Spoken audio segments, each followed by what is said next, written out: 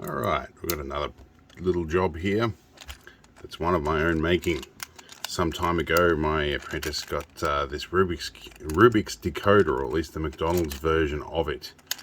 And while we don't really go to Macdonald's anymore, I've had an interesting little thought about this. Normally with traditional Rubik's Cubes, I like to find out how they're assembled, disassemble them and reassemble them the correct way.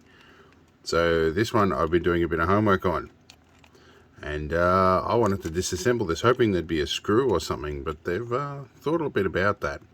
So I managed to get into the end here, and there is a what looks like a stud that's been forced through here, a press fit stud, and peeling the label off of some alcohol on this side, which didn't come off cleanly.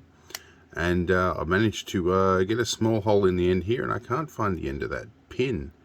So I'm not quite sure how this works. I might get a pin punch in here and see if I can pop that pin out. It doesn't appear to be a screw. That appears to be friction fit. So it'll be interesting to see if I can disassemble this. And this is purely just as a matter of interest. My apprentice has lost interest in this. So I'm going to pick it up. Let's see what we can do with it. Alright, so we're out in the workshop. And upon doing a bit of research before I started this video, there really isn't any real reference to these.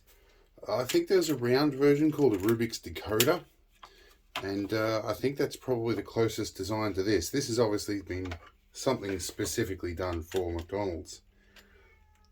So it'll be interesting to see what we can do with this. Alright, so I'm really not sure what's going to happen here. We're going to go up to about a 3x zoom. And I'm going to pick a pin punch. I'm going to centralize this over the vise. I'm probably going to take my second smallest pin punch. That seems to fit. That seems to be smaller than the diameter of the pin in there. I'm not sure if I'm going to break it or if this is going to knock a pin out. I'll give it a gentle tap with a soft face for the moment.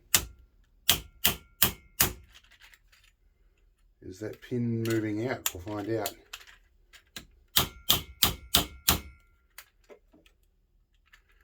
Doesn't look like that pin is moving out at all. Okay, so soft face hammer to the rescue again. Alright.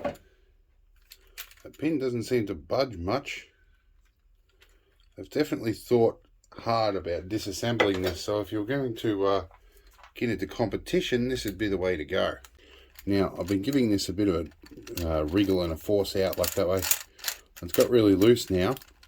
I notice with this pin, if you can see, when I wriggle this, that pin moves in keeping with that center bit there. So that pin is engaging in there. It doesn't seem to be the same pin in that end. So that's an interesting development, but it does mean I can probably separate this somehow. Alright, we're going to try a solution that involves a rare piece of equipment. A wire coat hanger. These are getting surprisingly difficult to find for some reason. So we're going to take one of the thicker ones, and we're going to make a decent pin punch out of that. That should hopefully go the whole way through.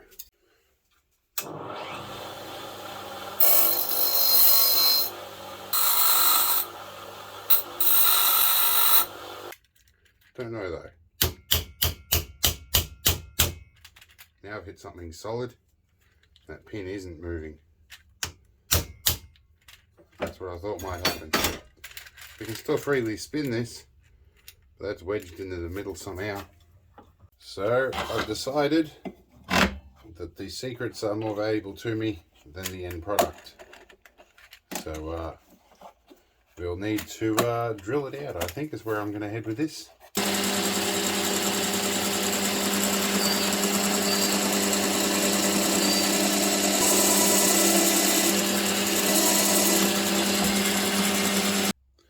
Okay, as I'm doing this, the top started lifting off, and here's all our pieces.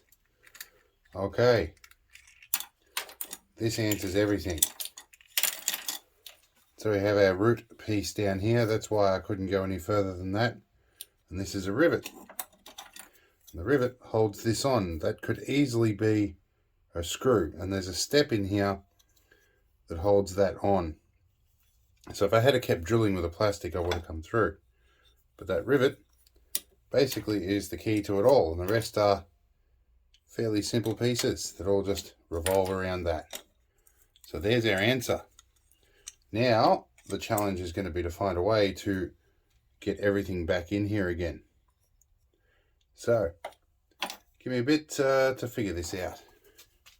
Right, so I had a look through my collection of screws and nuts and bolts, and I found I have some 2 and 3mm threaded inserts, and the 3mm might fit in here very nicely, which would mean I can use a 3mm nut and bolt, of which I have many. So how I'm going to do this, I don't know. I think I'm probably going to press this in with a soldering iron and hope that I get it concentric. I may do that with the assistance of a long 3mm bolt. Maybe something like this one to help keep it concentric. I'll heat things up and push it in.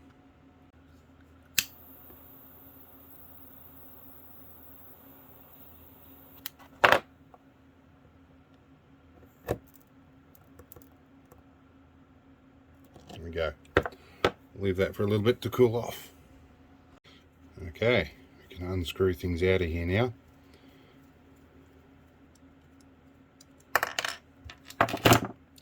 There we go.